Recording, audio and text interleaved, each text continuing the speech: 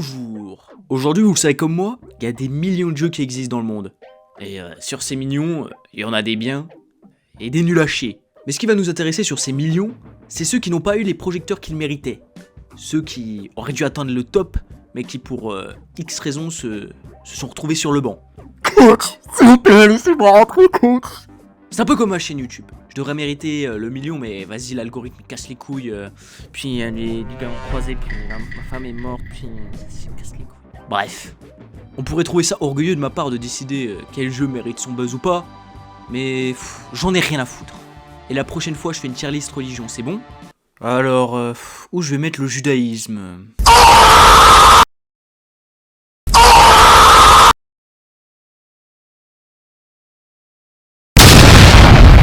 Si vous n'êtes pas d'accord ou si vous n'appréciez pas ma vidéo, vous avez tout à fait le droit de me le dire en commentaire. Juste essayer de rester courtois quoi. T'as un ton et un humour de merde. J'ai tenu 40 sous. C'est vraiment pas cool mec. Mais bon, je suis magnanime. Donc je vais juste te renvoyer sur une autre vidéo pour ce qui concerne ton petit problème là. Il existe de nos jours plusieurs méthodes pour traiter l'éjaculation précoce. Le lien est en description. Sinon, n'hésitez pas à réagir en likant ou en dislikant, à vous abonner si vous en voulez plus. Et sur ces bonnes paroles, commençons. Tonight, Gotham's relying on one man to save us all.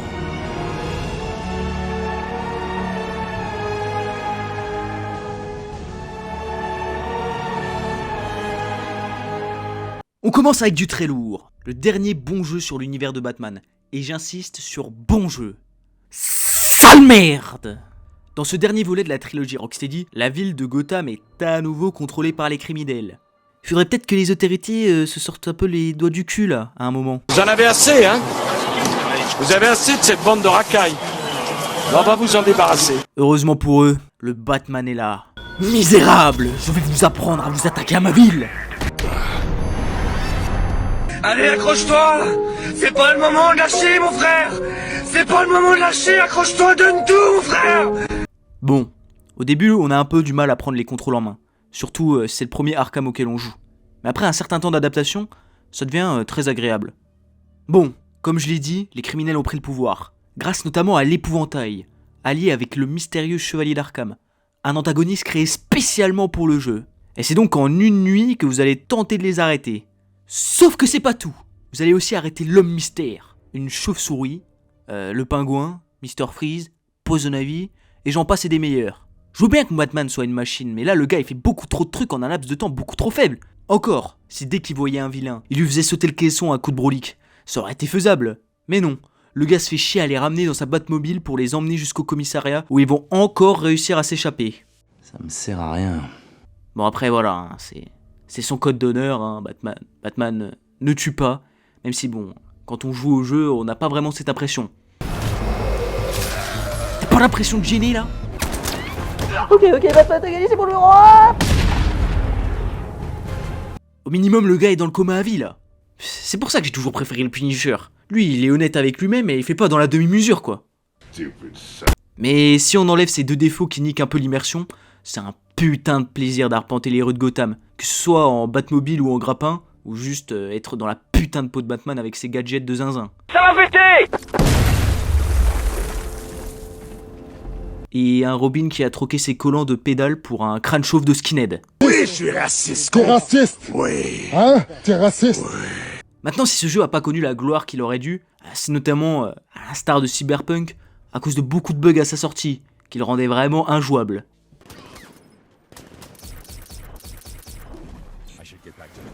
Et salut à tous, c'est Mafia Stunting, j'espère que vous allez bien. Et aussi apparemment à cause des phases en Batmobile, qui n'ont pas plu à tout le monde. Alors que personnellement, moi ça m'a vraiment pas plus dérangé que ça. En tout cas, quand on voit la gueule du jeu, on voit tout de suite que c'est un chef-d'œuvre. Rien à voir avec la merde qu'on nous sert aujourd'hui.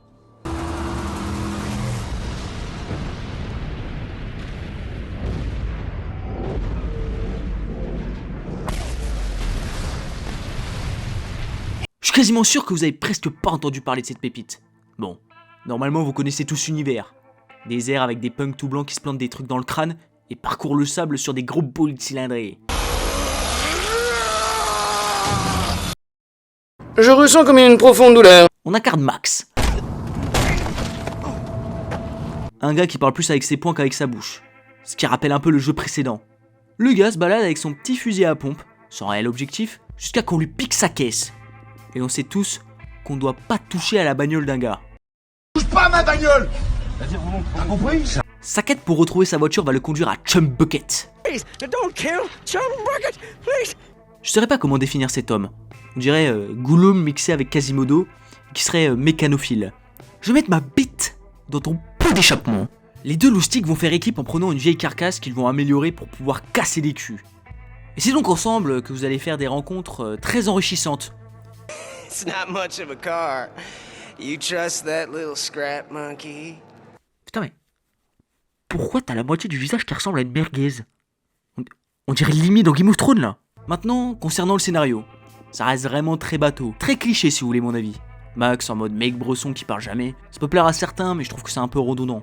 Et chiant. Au bout d'un moment, il y a un love interest qui apparaît avec des retournements de situation assez prévisibles, donc rien d'original. Puis bon, ça reste quand même vachement manichéen.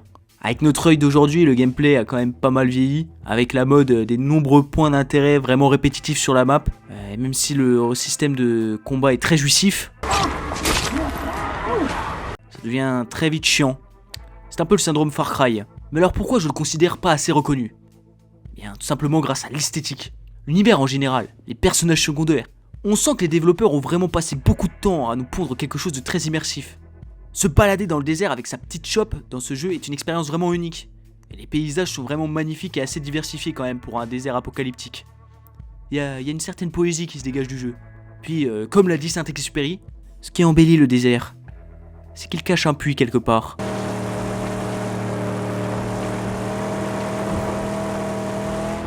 Mais il est où ton putain de puits là? J'ai soif moi, merde! Maintenant si je pense qu'il a pas eu la reconnaissance qu'il méritait, c'est tout simplement à cause de la sortie de Metal Gear Solid 5, qui est venu en même temps et qui a un peu éclipsé. Ça n'allait pas être facile de rassembler autant de talents. Mais pour entrer dans le caveau des Cooper et prendre mon héritage, j'étais prêt à payer le prix.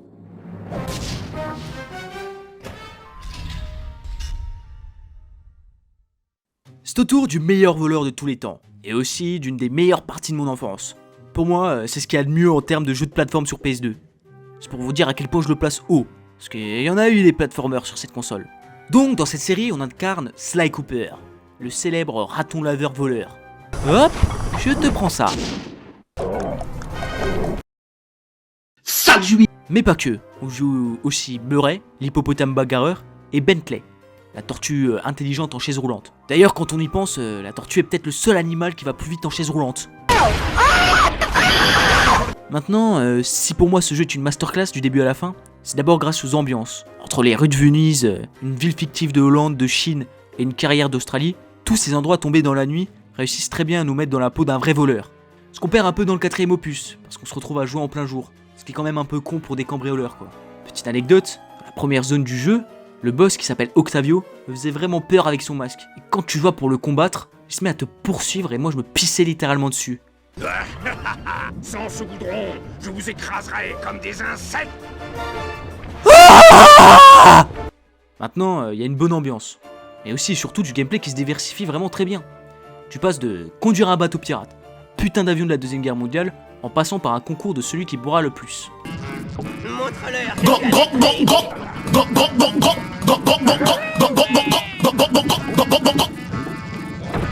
Bon, dans le jeu ils disent que c'est de la limonade. Mais oui les gars, c'est du jus les gars, vous en faites pas, c'est du jus. Non mais voilà, à la star de Mad Max, se balader sur les toits comme un funambule, ça a quelque chose de super satisfaisant et d'original. Hormis les combats de boss, quand vous incarnez Sly ou Bentley, il faut éviter la bagarre et se concentrer sur la furtivité, ce qui est quand même assez original. Après je dis ça, mais il y a toujours Murray pour contrebalancer. Qu'est-ce qu'un bœuf avec un beau sac à main? Tout simplement une vache folle. Tu comprends? C'est un bovin efféminé. Une vache queen, tu vois le genre? Une vache folle. S'agirait de grandir. S'agirait de grandir. En plus, faut dire que pour un jeu destiné aux enfants, il y a des passages quand même assez profonds. Je pense notamment au moment de l'introspection du Panda King devant le miroir, où faut essayer de convaincre une partie de lui-même à aller aider Sly. Bonjour, mon vieil ami. Je vais travailler avec Sly Cooper, mais toi, tu ne feras pas partie du voyage. Imbécile! Tu as l'occasion de te venger. Il nous a humiliés, anéantis, rendus faibles. Ta gueule. Non, c'est toi, ferme ta gueule, ouais. Sinon, j'avoue que j'ai du mal à expliquer son manque de buzz, vraiment. Il y a tout pour que ça marche. Mais dès que j'en parle à un amateur du jeu vidéo, il connaît pas. C'est peut-être parce que c'est un jeu quand même assez vieux, qui est sorti la même année où je suis né. N'hésitez pas à me dire en commentaire si vous le connaissez, et donnez-moi votre âge aussi, pour savoir si c'est juste moi qui jouais à des jeux de vieux. A ranger and a wraith, bound together in death, crafted the one thing that could challenge Sauron, a ring of power. Comme dernier jeu, j'ai essayé de mettre l'ombre de la guerre. On incarne Talion, un rôdeur qui s'est fait tuer mais qui est revenu à la vie, avec en plus dans sa nouvelle enveloppe, Celebrimbor, un elfe qui s'est fait manipuler par Sauron et qui est responsable de la création des anneaux. Ensemble, dans le début du deuxième opus, vous allez créer un anneau, équivalent à l'unique, pour ensuite vous le faire piquer. Toute la première partie du jeu va consister à retrouver votre anneau. C'est pas mal, mais le vrai jeu commence quand vous l'avez en votre possession. De là, avec votre très cher ami Skag et ce connard de Bruse, vous allez monter une véritable armée d'orques pour combattre celle de Sauron. Honnêtement, si vous êtes un fan du Seigneur des Anneaux, jouez à ce jeu au lieu de regarder la série Amazon de merde là. Pourquoi il y a des hobbits noirs, les gars? Sérieux, quoi? Vous allez affronter un putain de balrog, des Nazgûl, chevaucher des petits dragons tout en conquérant des forteresses avec vos orques préférés. Vraiment, c'est génial. Vous pouvez tuer un orc, le gars va revenir comme si de rien n'était avec un petit bandage. Je l'ai fait exprès de dire que j'étais mort. J'ai parlé de conquérir des forteresses, mais il y a différentes possibilités. Vous pouvez y aller en grand bourrin, à l'assaut.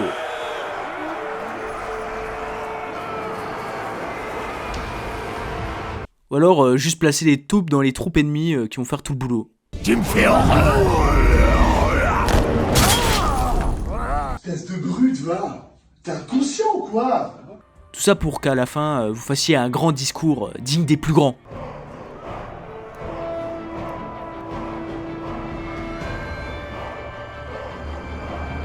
Du glaubst, dass ich fleißig gewesen bin, dass ich gearbeitet habe, dass ich mich in diesen Jahren für dich eingesetzt habe. Je l'ai peut-être pas précisé, mais dans ce jeu, vous êtes vraiment un demi-dieu.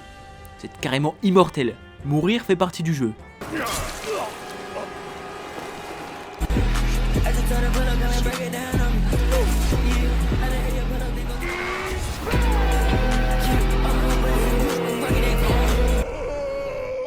Personne peut vous arrêter. Même les Nazgûl se pissent dessus en vous voyant.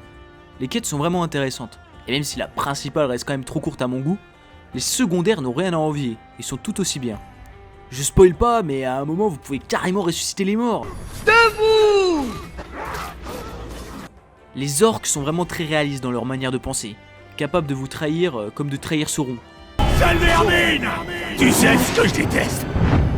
Bosser pour quelqu'un qui est bien plus faible que moi. Je suis devenu tellement plus fort qu'un peau tendre minable comme toi.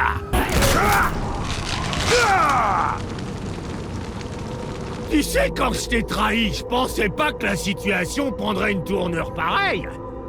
Comment ça se fait que les choses se déroulent jamais comme je voudrais?